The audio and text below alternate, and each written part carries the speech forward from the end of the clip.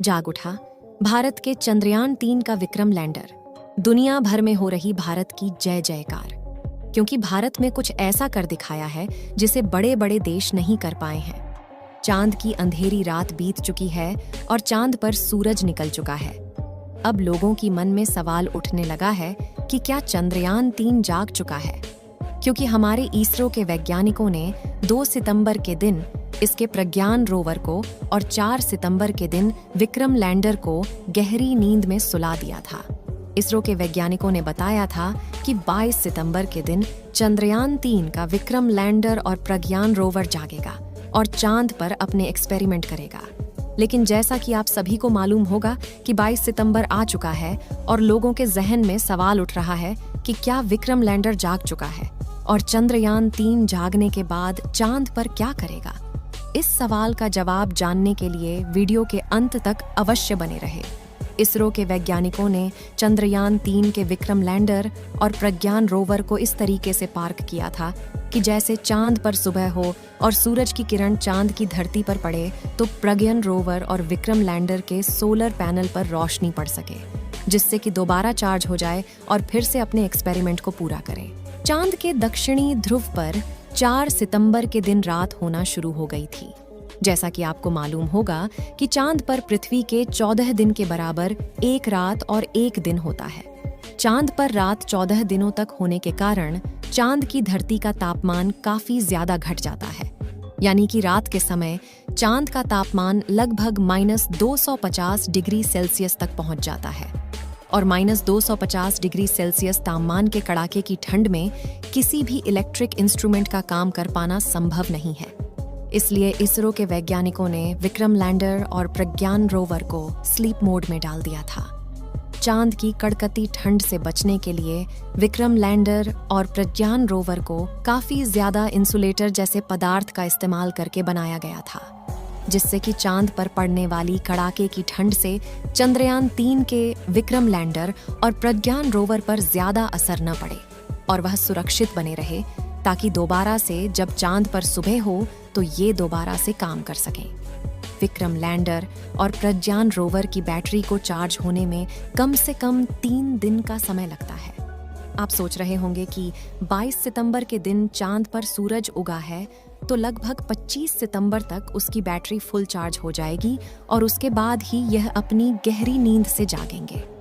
लेकिन ऐसा बिल्कुल भी नहीं है।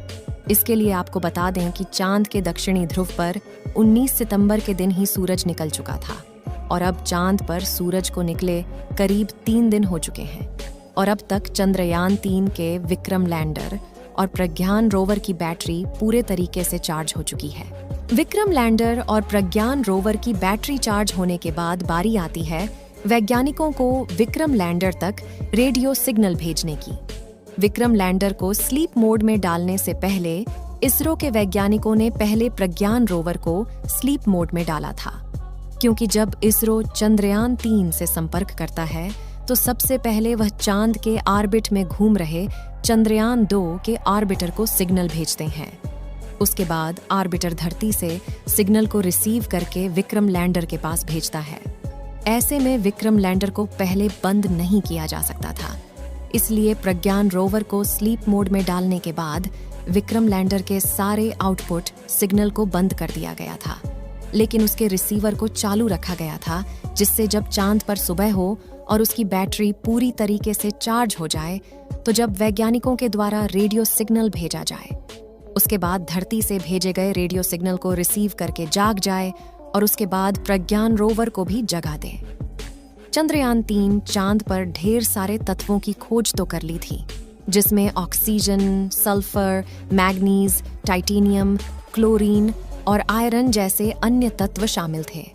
प्रज्ञान रोवर ने चांद पर लेजर डिटेक्शन के द्वारा ऑक्सीजन की खोज तो कर ली थी, लेकिन हाइड्रोजन की खोज कर पाना बाकी था। जैसा कि आपको मालूम होगा कि पानी हाइड्रोजन और ऑक्सीजन से मिलकर बना होता है।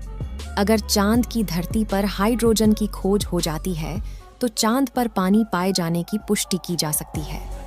हमारे चंद्रयान-3 का प्रमुख मकसद चांद पर सॉफ्ट लैंडिंग करके पानी की खोज करना था। आज के दिन वैज्ञानिकों के द्वारा विक्रम लैंडर के पास रेडियो सिग्नल को भेजा जाएगा। क्योंकि अब चंद्रयान 3 के विक्रम लैंडर की बैटरी पूरी तरह से चार्ज हो चुकी है और चांद पर सूरज को निकले लगभग 3 दिन हो चुके हैं। वैज्ञानिक विक्रम लैंडर को जगाने के लिए सही मौके का इंतजार कर रहे हैं, जिससे कि विक्रम लैंडर का टेम्परेचर भी सही सलामत हो जाए। जैसा कि हमने बताया कि चांद के दक्षिणी ध्रुव का रात में तापमान -250 डिग्री सेल्सियस पहुंच जाता है और अभी चांद पर सुबह हुए केवल 3 दिन हुआ है और अब 14 दिनों तक सूरज निकला रहेगा। इस बार प्रज्ञान रोवर और विक्रम लैंडर 500 मीटर की दूरी तक जाकर चांद की अलग अलग जगह का डाटा इकट्ठा करके वैज्ञानिकों तक जानकारी भेजेगा। जब वैज्ञानिकों ने चंद्रयान 3 लैंडर और रोवर को स्लीप मोड में डाला था तो उसकी जगह को चेंज करके एक समतल जगह पर किया गया था, जिससे कि सूरज की रोशनी उनके सोलर पैनल पर पूरी तरीके से पड़ सके। विक्रम लैंडर में 3 सोलर पैनल लगाए गए हैं, जिससे कि अगर सूरज की रोशनी का एंगल तिरछा भी रहता है तो किसी भी एंगल से किसी न किसी सोलर पैनल पर उसकी रोशनी पड़ती रहेगी और वह चार्ज होता रहेगा। लेकिन प्रज्ञान रोवर में केवल एक ही सोलर पैनल का इस्तेमाल किया गया है, जिससे उसकी दिशा को सही रखना काफी ज्यादा जरूरी होता है। जब प्रज्ञान रोवर एक्सपेरिमेंट करता है तो इसका विशेष ध्यान रखा जाता है कि जिस एंगल से सूरज की रोशनी आ रही हो, प्रज्ञान रोवर का सोलर पैनल उसी एंगल में सूरज की दिशा में रहे, जिससे कि लगातार उसकी बैटरी चार्ज होती रहे। जबकि विक्रम लैंडर में इसका ध्यान नहीं रखना होता है, क्योंकि विक्रम लैंडर को एक स्थान पर खड़े रहकर चांद की धरती का तापमान और प्लाज्मा रेडिएशन जैसे डाटा इकट्ठा करना होता है। अब आप सोच रहे होंगे कि जब उनकी बैटरी पूरी तरह से चार्ज हो चुकी है तो उन्हें अब जाग जाना चाहिए, लेकिन अभी तक वह चंद्रयान 3 क्यों नहीं जागा है? इसके लिए आपको बता दें कि आज के दिन चंद्रयान 3 को जगाने के लिए वैज्ञानिकों के द्वारा कमान दी जाएगी, लेकिन अभी तक कोई भी सिग्नल नहीं भेजा गया है, इसलिए अभी भी चंद्रयान 3 का विक्रम सो रहा है।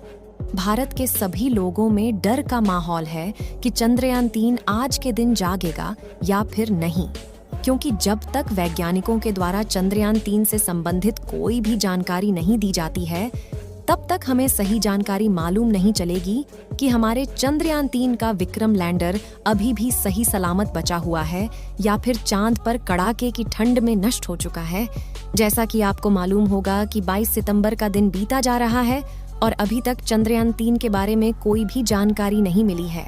चंद्रयान 3 के दोबारा से जागने के लिए इस समय आपकी काफी ज्यादा दुआओं की जरूरत है, इसलिए कमेंट बॉक्स में चंद्रयान 3 के जागने की दुआएं करते रहे।